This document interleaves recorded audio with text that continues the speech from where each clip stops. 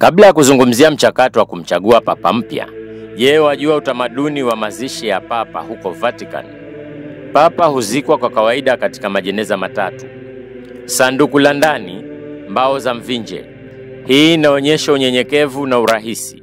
Mbao za mvinje ni za kudumu, zikionyesha tumaini la ufufuo na asili ya milele ya roho. Sanduku la kati, zinc au risasi.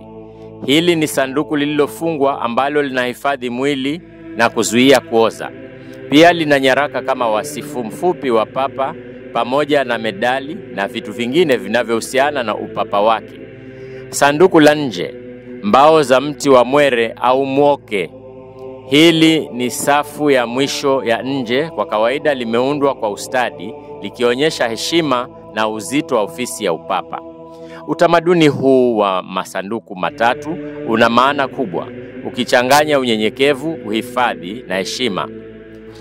Utamaduni huu unakumbusha kwa utulivu na nguvu kwamba hata wale walioinuliwa zaidi miongoni mwetu lazima warudi kwa Mungu wakiwa na imani, tumaini na upendo tu, kama anavyofanya Papa. Papa Francis alifariki dunia Aprili 21 mwaka huu akiwa na umri wa miaka 88.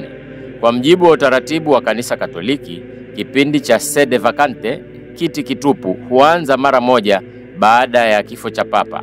Mazishi ya papa yatafanyika ndani ya siku 4 hadi 6 baada ya kifo chake. Papa Francis alitaka kuzikwa kwa unyenyekevu katika kanisa la Santa Maria Maggiore, Roma. Makardinali wote walio na umri wa chini ya miaka 80 hukutana katika mkutano wa siri unaoitwa conclave ili kumchagua papa mpya. Mkutano huu lazima uanze kati ya siku 15 hadi 20 baada ya kifo cha papa. Kura 2 hufanyika kila siku, moja asubuhi na nyingine jioni, hadi kardinali mmoja apate theluthi 2 ya kura zote. Moshi mweusi hutolewa ikiwa hakuna mshindi, na moshi mweupe huashiria kuwa papa mpya amechaguliwa. Kuna makardinali 135 wenye haki ya kupiga kura. 18 kati yao wanatoka Afrika, mmoja kutoka Ghana, mwingine kutoka Nigeria na mwingine kutoka Guinea. Kutokana na mchango mkubwa wa bara la Afrika katika ukuaji wa kanisa Katoliki, matumaini ya kupata papa Mwafrika hayajawahi kuwa juu kama sasa. Kwa kuwa uchaguzi wa papa mpya lazima ufanyike kati ya siku 15 hadi 20 baada ya kifo chake, tunatarajia kuwa papa mpya atachaguliwa kabla ya Mei tarehe 10 mwaka huu.